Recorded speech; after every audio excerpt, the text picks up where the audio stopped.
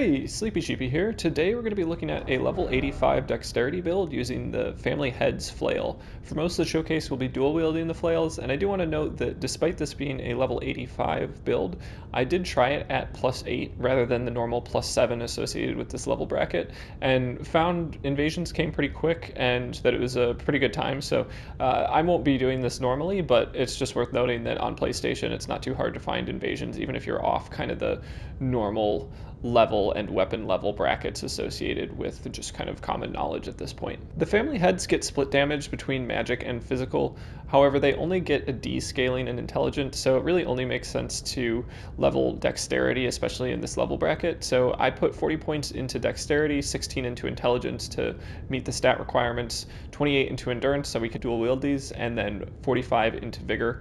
And that was pretty much everything to bring us to 85. We also do have Millicent's Prosthesis that is adding an extra 5 points into dexterity, and we'll be using the Claw Talisman to enhance jump attacks, Greatjar's Arsenal to help with the quick load boost, and then Crimson Amber Medallion just to boost our HP.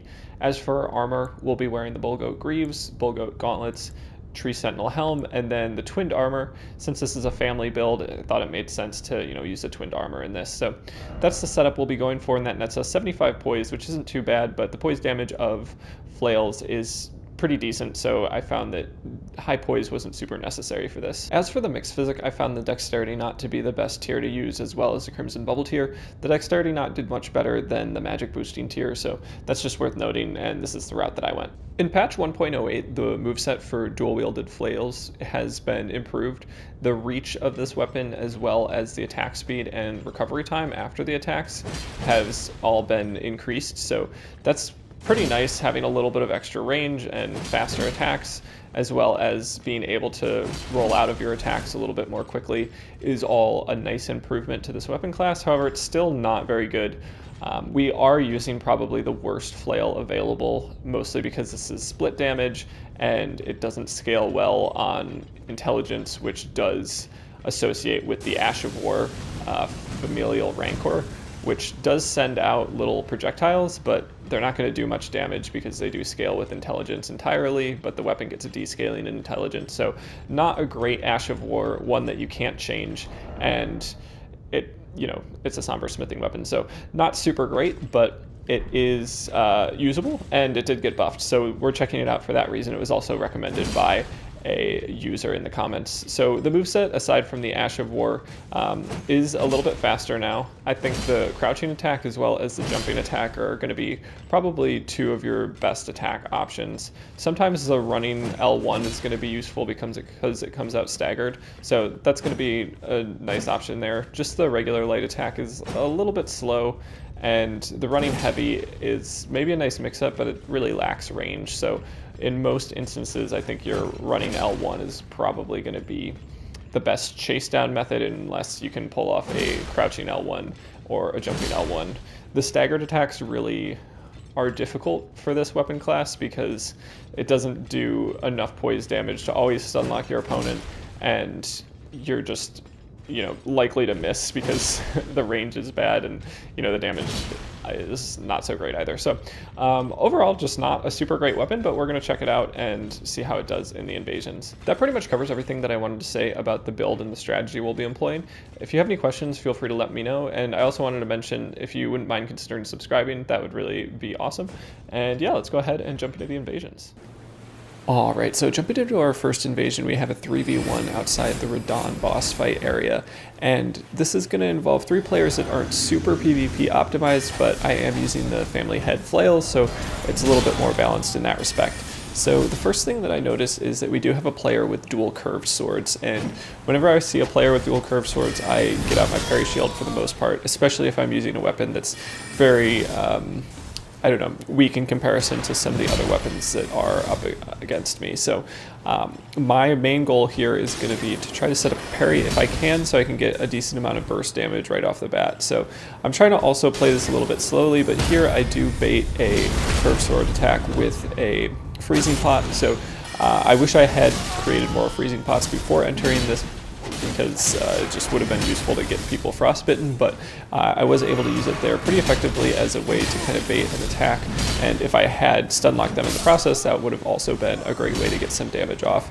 and potentially another hit in. So that ends up working out, and I'm able to kind of get the curved sword player down pretty quick. They weren't super they weren't playing it super smart in terms of their health. They probably had the opportunity to heal there, but didn't go for it, and then I was able to just chase them down and get the kill there. So yeah, this quickly turns into a 2v1, and I start going for the player with the 2 colossal swords. They have switched over to just one, and they'll kind of be switching back and forth between the 2 curved or colossal swords or just one. Not really sure what their strategy was from that perspective, but I pretty much just kind of want to be careful. There I go for a backstab. It looked like a pretty good opportunity, however it looks like we didn't quite have the connection. I also tried to include the Ash of War for this weapon as much as I could. You can kind of see how well it does. Like, it does have pretty good stun lock potential, so I'm not sure what the poise damage of one of those flying skulls is, but it's not too bad, and it can be useful to try to like get your opponent rolling and then go for a jumping attack, since the jumping attack are probably going to be one of the best ways to get burst damage outside of just you know, a parry and riposte or a backstab. So that is worth noting that flails can riposte and they can backstab.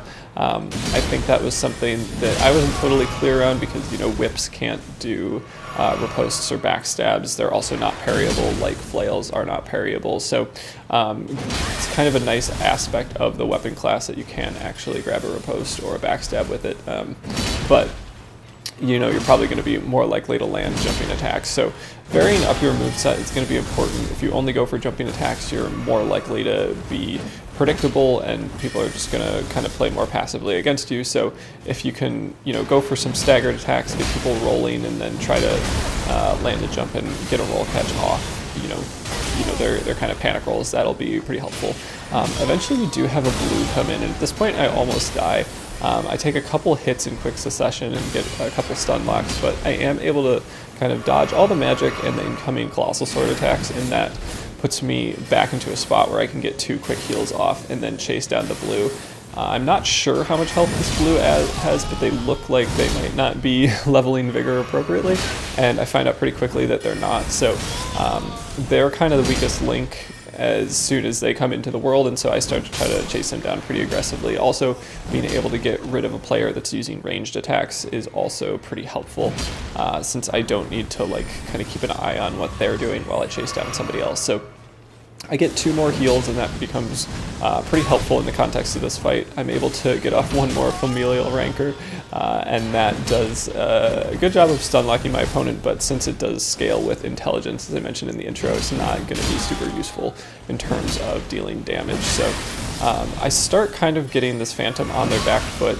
I hit them for about 600 damage, and then they start to kind of panic roll away and go for a heal, and I'm able to punish that heal with another jumping attack, but then the host does a good job of stun locking me out of the ability to kind of finish them off with the last bit of damage I need to get from either fan daggers or, you know, just another hit. So there I unfortunately only hit them with 1 of the 2 flails, and then get a little bit greedy and try to trade with the colossal sword, which is definitely not the right play, but eventually I do kind of keep up the pressure. I'm not sure if they're out of heals or not, and here I think I make a smart play and just, you know, rather than continuously chasing them down forever, I go for a quick heal and then manage to land my jumping attack, which finishes them off. And so once it's a one-on-one, I'm not too worried.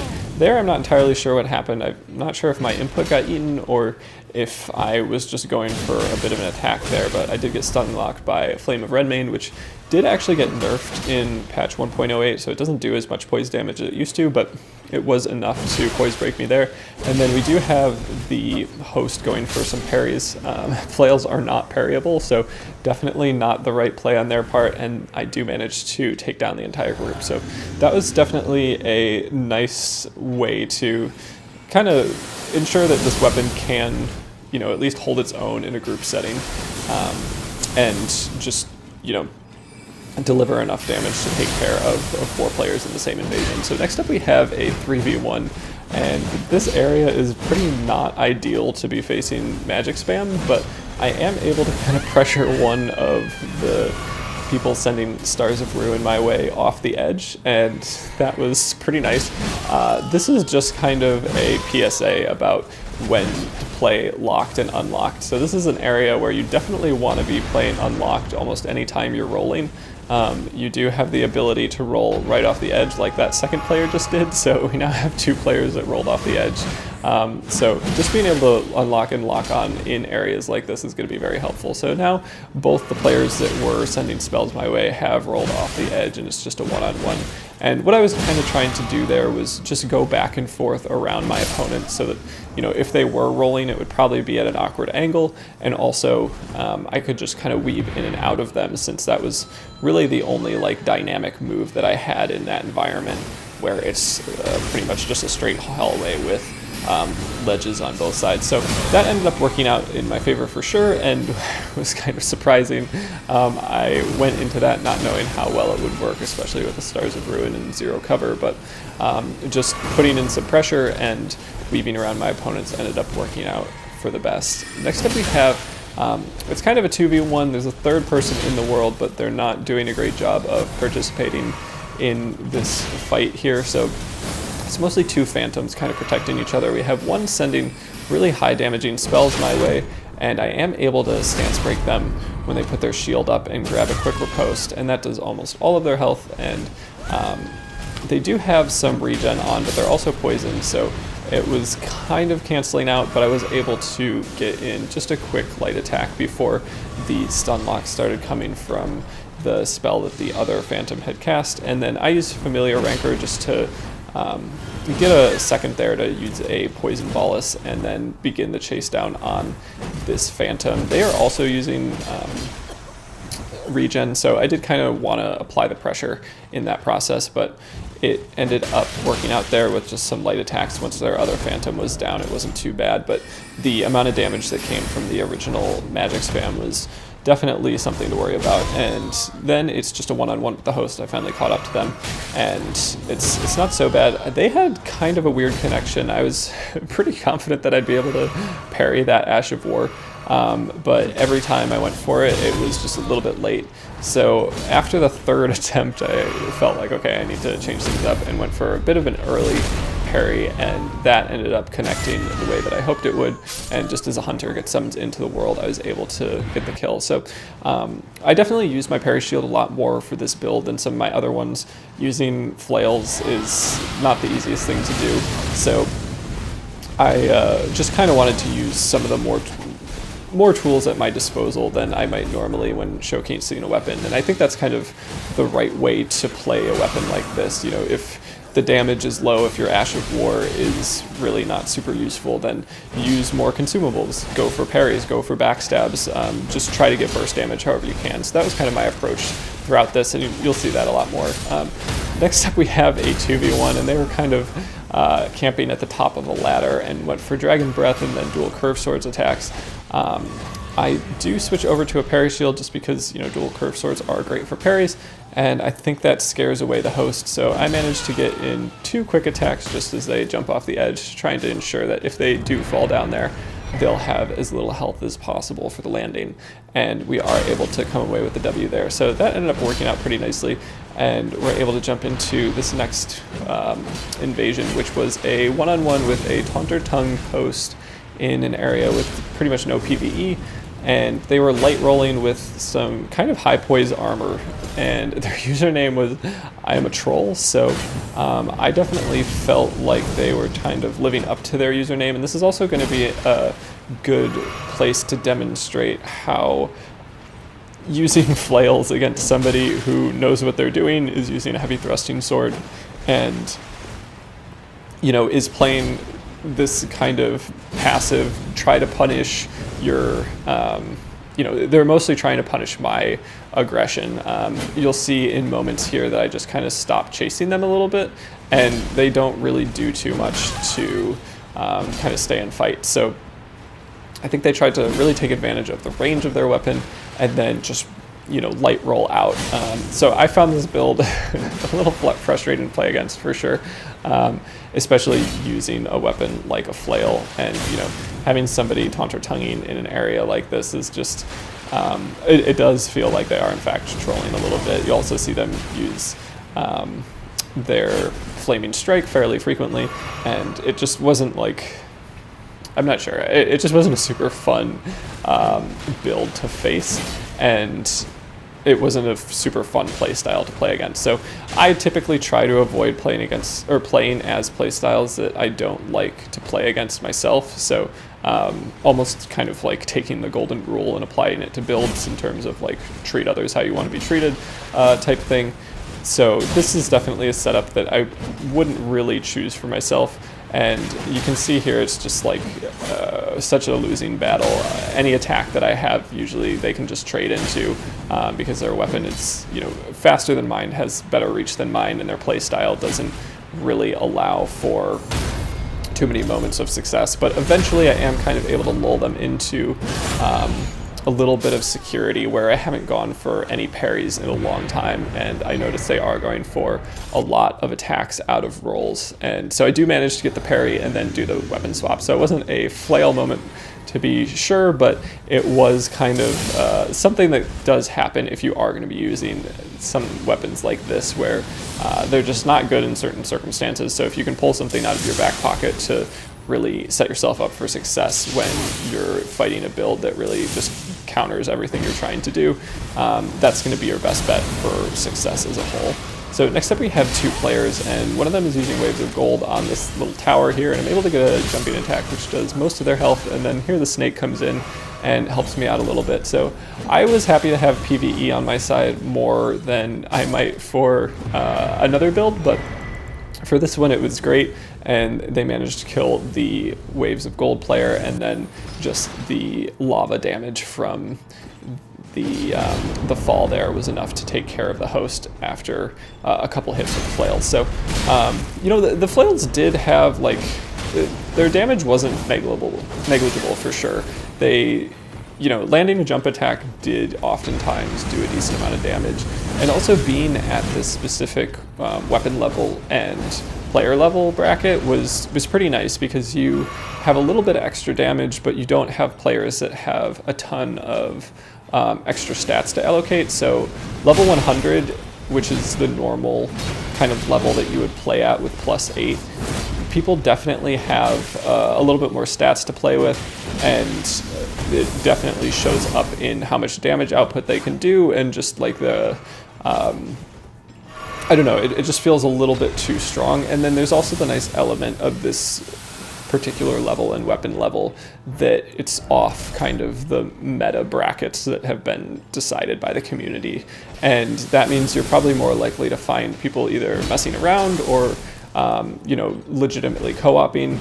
I did some arena battles in this, and there were people using like the Envoy Horn and going for Inescapable Frenzy and just like kind of more silly stuff. So I felt kind of right at home using a weapon that's borderline meme at this bracket. So I probably won't be using it too often in the future, but +8 or for level 85 definitely had activity and was, you know, fun to play at on PlayStation for sure. I don't know how it is on PC, probably not so great, but you know, potentially worth trying. So this next invasion is going to be a 3v1 at least at one time. It started out kind of it's 1v1, and then we did have a first blue come in, and then a second one comes in, and so really I felt like I needed some help.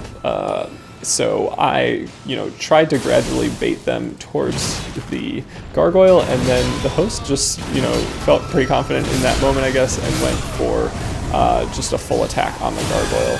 And that was probably not the right play. It meant that the first blue does go down, and so now it's just a 2v1 again with the help of the gargoyle. And then here I'm just trying to get out of the way of the gargoyle so I don't get hit, as well as keep an eye on this blue here. And then I do manage to land Albinauric Pot as the blue jumps down the stairs, and the gargoyle does get the last bit of HP off that blue. So now we're back to a one-on-one, and this host is actually using a pretty cool build and was playing pretty competently with the kind of dual axe setup. They're also rune arced, so they do have access to some more stats, which is pretty cool to fight against, in my opinion, at least with the build that they're using. They did go for a pretty smart play there. They kind of used the volcano pot as a smoke screen almost for their jumping attack. It didn't work out exactly, but I definitely respect kind of that playstyle and that kind of extra strategy. And then they do switch over to a great shield as well as a halberd, and going for shield bash just a couple times opens them up for a little extra damage, and they do go down in the process. So fun build to play against, and kind of a interesting moment, and just a good strategy there to incorporate PvE to take care of some of the blues when, you know, I was feeling a little bit outnumbered and kind of outplay styled. So that was a successful invasion there. And then next up we just have a one-on-one that I just really liked this particular finish. This player went for repeating strikes, I believe, and I just feel like the parry into that just looks so cool. So there's not too much to say there other than that I just really liked the way that parry looked, and was a good way to just kind of incorporate the parry shield with the flail moveset. So next up we have a 2v1, and this is also going to be another good moment to just kind of use different consumables. Using Elden pots was really nice in this particular build. I tried to set it up so I had 5 freezing pots and 5 Elden pots, and that way I could get their damage negation down a little bit, so they would be taking 20% more damage with every hit, and then if they weren't able to heal, that was going to be pretty helpful as well. So really using anything you can to up your damage output or just give you a slight edge in the context of this build is really nice. I mean, you can do that with all your builds, obviously, but I think kind of pulling out as many different tools as you have at your disposal when you're using a weapon that's not particularly strong is going to be definitely the right way to approach a situation like this. So here we do have a player in kind of full Radon armor and using dual straight swords. They're poisoned, which is pretty nice, and I've managed to parry them twice, but you can just see how bad the flails are for chase downs. Like, I managed to hit them with an Elden pot, and they were poisoned, and it was just like, you know, a struggle for sure. So eventually they decide they're going to play aggressively, and that really works out in my favor, where I'm able to just kind of land a jumping attack and get their last bit of HP, but if they had the space to just keep on running, I'm not sure I ever would have gotten them. So next up we have well, there are 3 players in the world. I wouldn't exactly call it a 3v1. It starts out that way, but I think some people saw my build and thought that it was either funny or interesting or just, you know, not unbalanced, so they are willing to kind of give it some respect, which was kind of cool. So this first player with the Bloodhound Fang is the only one that stays aggressive, and we do have the other Phantom that's just kind of standing there watching, which is kind of cool. So I'm able to get kind of 3 1v1s in this 3v1, which is awesome.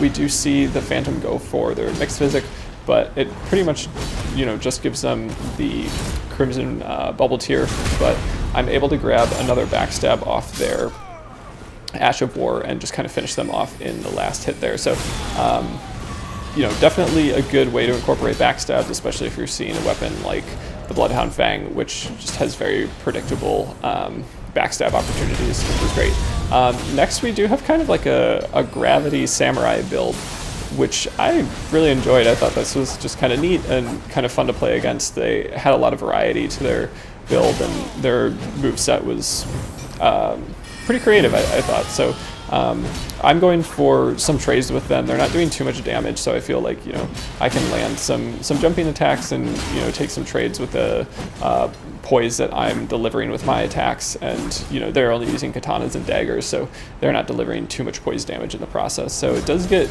fairly close in HP, but I do have my Crimson Bubble Tier, and here they do proc the bubble tier without, you know, having one of their own, so I'm able to just kind of trade into that and finish them off. And then eventually I do track down the host. They're not super PvP optimized. They're going for kind of a sword and board setup, and I'm able to come in and quickly guard break them and just deliver a post that does the rest of their damage. So you know, a good moment there, and just kind of a fun invasion in terms of people, I'm not sure if they respected my build or just wanted to have, you know, individual fights, but definitely enjoyed that. So next up we have a 2v1, and this is in kind of a interesting spot to really invade in, where we have a giant PvE skeleton behind me and two players, you know, that want to kill me in front of me. So kind of between a rock and a hard place. I'm really trying to deal with this Purpose of Blood player. I go for what I had thought would be a parry, but it turns out I was two-handing my weapon and end up going for Familial Rancor, which just allows me to get a lot of damage sent my way. But they're, you know, at pretty low health and felt like they were going to be aggressive, so I went for a predictive parry, and it ended up working out in my favor, and I managed to get the last bit of HP from that Phantom there. So it's definitely kind of a Hail Parry, as they say, where it could have resulted in my death had I not really gotten the timing correctly down. So I was happy to see that. And then we do have a host that's a little bit latent.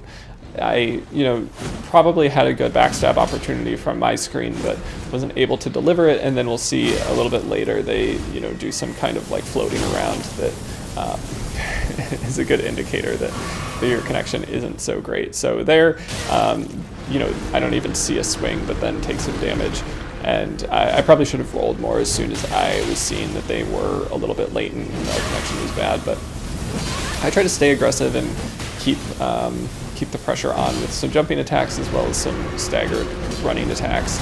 And the PvE does a good job of kind of zoning for me. They get too close to the arm and they take quite a bit of damage in the process. And then I also do switch over to the Blessed Dew Talisman just so I can get a little bit of HP back. This kind of has the vibe of a fight that may last for a while, especially given the latency and the fact that I'm using dual flails. So, you know, I just feel like, you know, maybe I'll go for fewer jumping attacks and just kind of get some HP back over time, and that might not be a bad approach. So I'm also trying to incorporate more crouching attacks in this particular fight, and that was something I tried to remember, you know, just throughout the showcase in general, is that the crouching attack does not come out staggered. So the jumping attack and the crouching attack, I believe, are the only two that don't come out staggered, which means that you're going to have more potential for burst damage in both those instances. The staggered attacks are nice for roll catching in some cases, but your damage, you know, is not going to be so high compared to a crouching attack or a jumping attack. So eventually I do manage to kind of chase down the host there, but it was kind of a hard-fought effort, and that was definitely a theme of this build, is just when you have somebody that's playing a little bit more passively, or basically not just running straight into your face, your weapon is going to be at a disadvantage. So this next up we have a 2v1, but the PvE is kind of keeping an eye on the host there, and this Phantom is playing a little bit passively, but I'm able to get off to quick pots at the beginning, so I was able to both get the frostbite damage and then prevent them from healing with the Elden pot.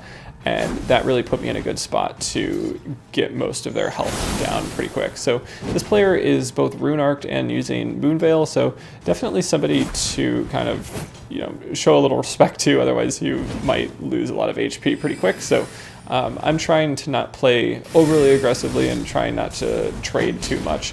And just trying to understand their play style a little bit. So I can see that they're going for a lot of those carry-in piercer attacks, but eventually they go for a kind of predictable attack, which is the running heavy with the katana, and I'm able to get a quick parry and then a jumping attack. So we weren't able to really see how much damage they were going to do with that particular Moonveil attack, but it did work out in my favor in the end. So next up we have a 2v1. We also have a player going for some running heavies with the katana, so I've got my parry shield out, and I do manage to get the parry and riposte, and then we have somebody kind of spamming this Ash of War with, I believe it's a steeple weapon. I'm not 100% sure on the name off the top of my head, but it's definitely something to look out for, and if you let people continue to spam it, you'll probably take a lot of damage in the process. But I have some pretty powerful PvE on my side, and it becomes a one-on-one fairly quickly after that backstab, and once it's just me and the host, I'm able to kind of trade a little bit with the katana. It's honestly not a trade that I'm winning out on in terms of damage output, so I think switching over to the dual flail setup and going for some jumping attacks would have probably been the right move, but with the PvE delivering like pretty massive blows, I'm able to come out with a W on that one. So that was just kind of nice in the context of being able to get a quick parry and then a quick backstab against some players with the potential to do a lot of damage. So next up we have a 2v1, and I go for the Ash of War pretty early on. We have a Phantom that's light rolling, and light rolling was very hard to deal with this build, especially after 1.08 where you can't regen your stamina with crouching anymore. So that was very useful in terms of being able to stay aggressive on light rolling players, but now that that's not a thing, you can definitely run out of stamina, and chase downs are a bit harder. So I do manage to get a kind of frostbite proc from around the corner with a freezing pot, and then once the Phantom does get a little bit more aggressive because they have no poise, I'm able to stun lock them and just kind of keep them close and manage to get the kill there. But at this point it's just the one-on-one with the host. They are using Rivers of Blood as well as a Rune Arc, so I should be kind of careful around them. However, I am kind of just going for parries, kind of for fun at this point. It probably wasn't the right move. I think, again, switching over to the dual flails and maybe going for jumping attacks or guard breaks against that kind of consistent shield use might have been the play, but at this point I was just kind of having fun. I wasn't super worried about this host, and you know, I just kind of go for a heal here, and then when I see that the parry attempts are not really working, I do manage to get a carry in retaliation though, which is kind of funny because it was the PvE that sent that spell, but the host is now pretty much on their back foot, and I'm able to just kind of go after them with some running light attacks and regular light attacks. You can see the range isn't great. There I got kind of lucky that I ended up landing on another platform. Definitely could have died had my health been a little bit lower.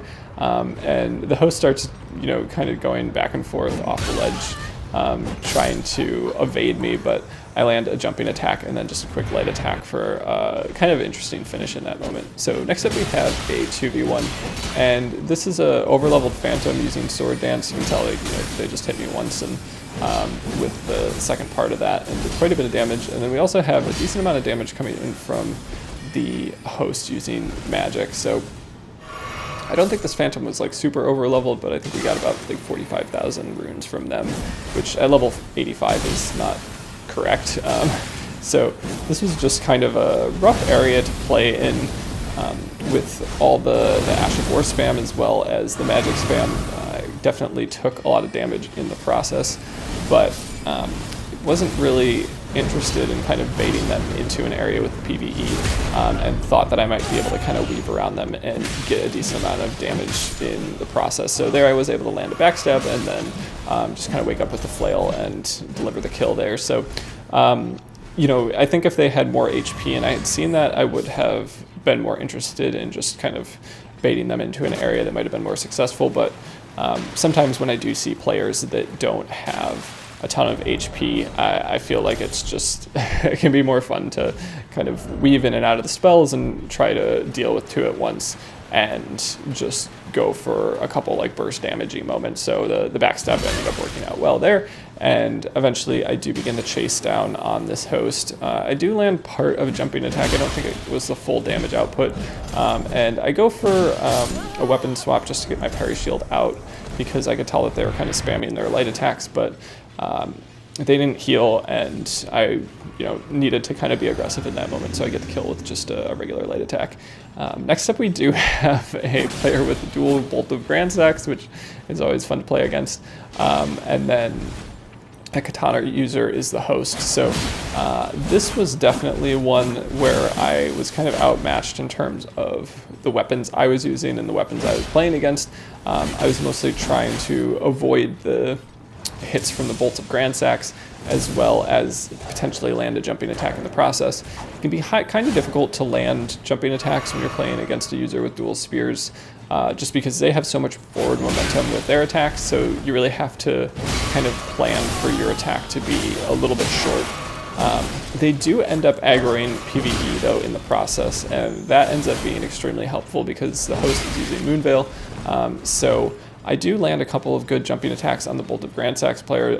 I really feel like they should have been able to kind of finish me off with their weapons, given that I'm using something like a flail that's pretty short range, but without kind of the added pressure of the host, I was able to continuously send pressure their way, and they do get a quick heal in, and I almost die in the process, but the PvE is not dead, and PvE in this area can do just a ton of damage.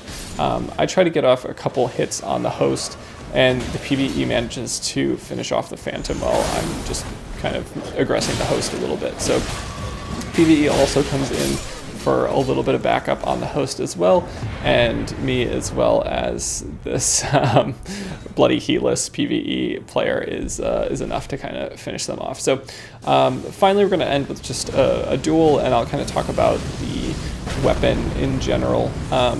I was very happy to see that dual flails got a buff. I don't know if it was enough for the moveset, which just still lacks range and is not super strong in terms of damage, but I was using the worst flail, so I may use more flails in the future just to see how they stack up when they're not, family heads. But I thought it was fun to try, weapon class that I don't normally try, as well as just kind of one of the more unique weapons that you don't really see in PvE. And honestly, especially when you're not playing against super PvP optimized players, it can be a good time, and I think definitely worth a try, and just worth it from the perspective of getting more familiar with a particular weapon class that's not so strong, but it's kind of potentially interesting, and I think it only gets more interesting as you use different flails. So ones with blood loss buildup will be definitely better. One with I think spinning weapon, or I'm not sure what it's called, but there's a particular Ash of War that's available on flails and only flails. So you have access to that if you give them a try, and it might be worth it. So not a particularly good weapon, but one that I, like most weapons, I recommend you give it a try and see how you like it. But yeah, that's all I got. As always, if you made it this far, I just wanted to say thanks so much for watching. Really appreciate everybody's support. And if you do have any recommendations for builds you'd like to see in the future, as always, let me know. And yeah, that's all I got, and I hope you have a good one.